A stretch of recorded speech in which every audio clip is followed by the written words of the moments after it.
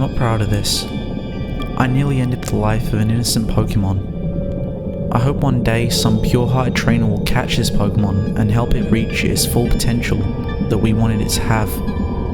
For now, we must tell you the story. Day 1. Our studies have yielded fruit. I have found that in Surge City Bay, there are evolutionary stones that never lose their power. A diving team has been sent to an underground estuary where the stones are said to be held in a shrine. Day 2. The stones have been retrieved. We now have 8 stones of virtually limitless power. We're going to retrieve the other items from other regions. We're now developing a search team to search the waters around City Dark Isle, where there is believed to be another shrine. We've also set out groups to find special rocks from Sinnoh and Unova. Day 2. Z's story.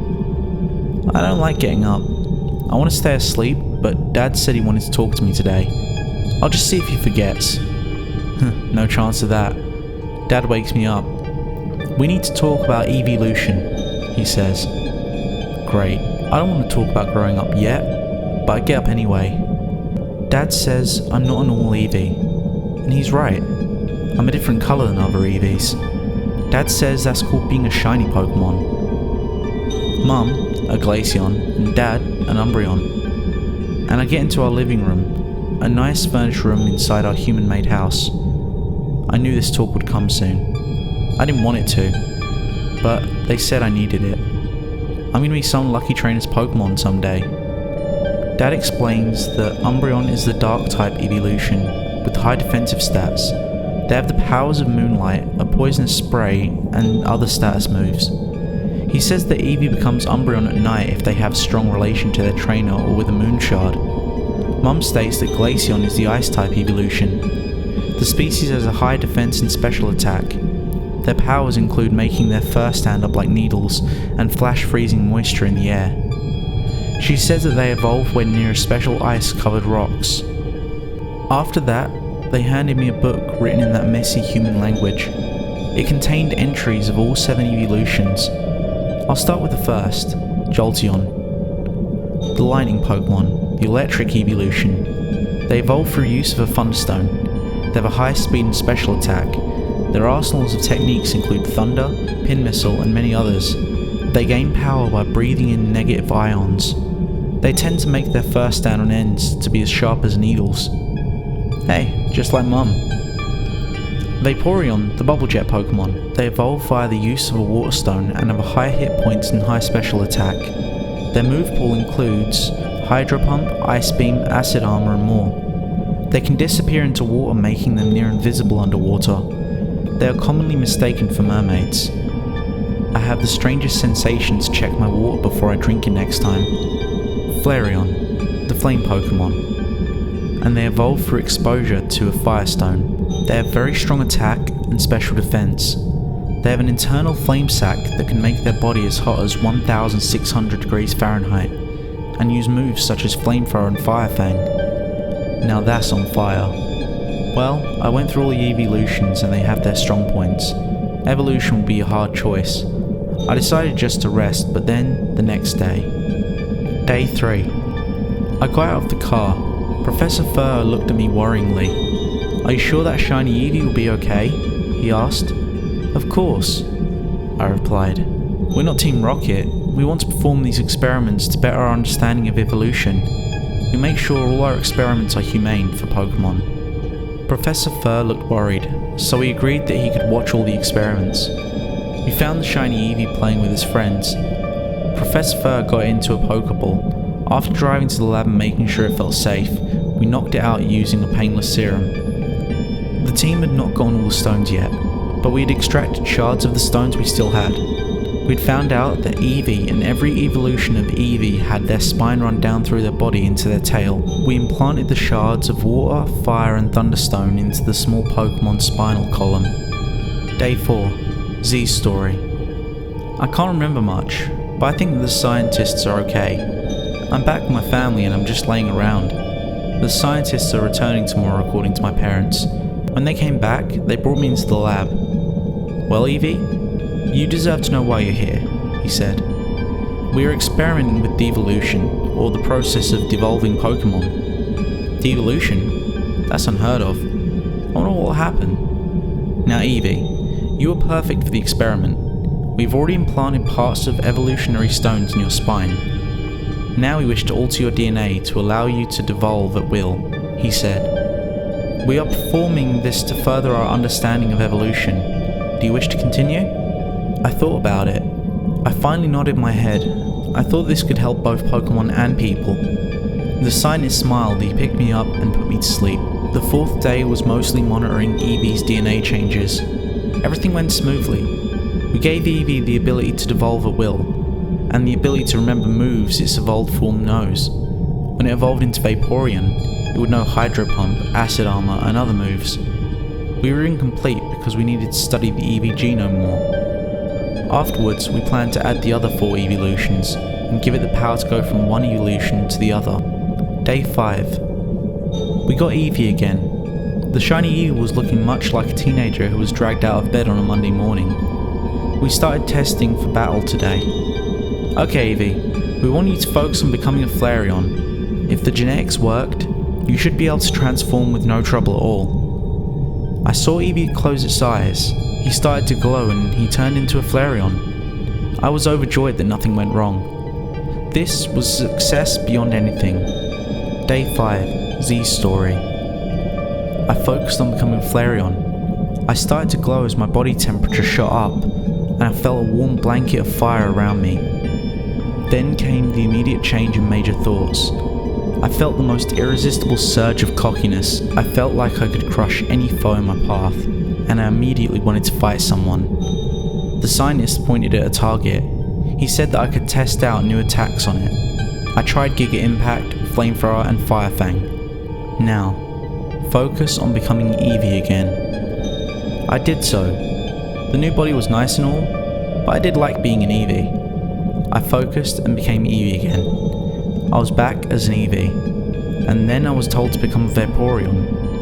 As a Vaporeon, I was ultra calm and went back to normal thoughts, yet much calmer.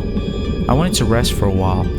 I used Hydro Pump and Acid Armor, and even jumped in a pool. I was really liking being in water.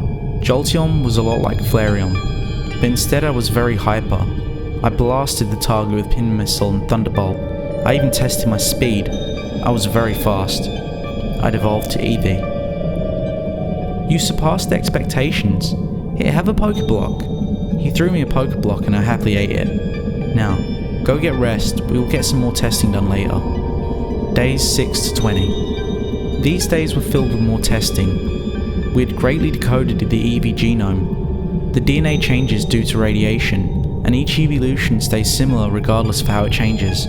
So every evolution is genetically similar to Eevee. The Sun Shard, Moon Shard, Icy Rock, and Mossy Rock have arrived, and we've implanted them into Eevee's spine. Tests have still exceeded results. Eevee still cooperates with us. We are thankful, as we don't think a normal Eevee would be able to get such good results, and the chance of a Pokemon being shiny born is 1 in 8,192. We even have new data on shiny Pokemon, and that shininess is linked to stat totals, but not in every shiny Pokemon. We even got Eevee's change into different evolutions without going back to Eevee. He even learns to transform in the middle of battle. Days 6 to 20, Z's story. These were very eventful days indeed. I evolved into the calm and adept Espeon, and used my massive psychic powers and solar abilities to get around quite nicely. I could easily get through a totally dark maze as Umbreon, and my defenses were rock hard. As Leafeon, I enjoyed the fact that breathing was far simpler, and that my ears were super sharp. Glaceon was really useful when it was a hot day. Day 21, Z's story. This day started the same. I got up, went to the lab, scientists greeted me, but then strange things happened starting that day. I was 1 second a Flareon, then I was Vaporeon. I didn't remember changing. Then another time I was a Glaceon, then an Espeon. I kept cycling through evolution subconsciously, so I decided to become Eevee. What are you doing? Evolve into Flareon, something said in a harsh and angry voice. I looked around. No one was there. Even if someone was there, it wasn't anyone I met in the lab.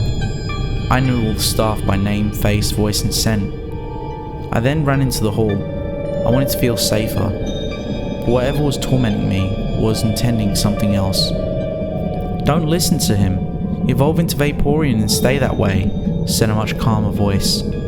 "No, evolve into Jolteon," an aggressive and energetic voice said. "Evolve into Espeon, and we will rule with our psychic powers," a calm yet intellectual voice said. "I'll tell you once, become Umbreon," a dominating voice said. "Leafeon should be your choice, young Eevee," a calm voice not unlike wind going through leaves said. "Glaceon, now." I realized with horror that these voices were the voices of Eeveelutions. I was no longer in my own body, I realized. I was now at the mercy of 7 consciousnesses raging for control. I started going through Eeveelutions uncontrollably as the 7 voices in my head raged for dominance. "Out of my head! Out of my head! Out of my head!" I screamed in Pokemon. I raged in pain as I felt 7 blades had snuffed out of my very being. The last I saw was a head scientist grabbing the needle. I heard the screaming and all machines picked up the energy flux. The entire team came to see it. Poor Eevee was now uncontrollably going between Eeveelutions. I grabbed a syringe and filled it with high-strength knockout serum. I fought against the energy waves and got the syringe close to Eevee. The rapid evolution was turning air around the poor Pokemon into plasma, and the light was blinding me. I injected the serum into Eevee, burning my hand in the process. Eevee fell down unconscious. We immediately went to work to find out what was happening. We found out that Eevee had developed severe multiple personality disorder due to the varying behaviours of the Eeveelutions. We did one last thing to Eevee. We erased all its memories it had of the ordeal over the past 3 weeks, and made it so it would forget all memories it had if it became an Eeveelution again and evolved. We shut down the lab. We told Professor Fur that it was impossible to remove the shards from Eevee's spine. We said that if Eevee ever regained its memory, it would either go insane, or maybe, just maybe, if a pure-hearted trainer owned it and Eevee's mind overcame the 7 other minds, it might be able to use its power to the extent we wanted it to. I've monitored Eevee from time to time through Professor Fur. The little Pokemon has recovered. I regret becoming a scientist to an extent. Why is a scientist's job to find out what can't be explained? But some things, like what life truly is, shouldn't be fully understood.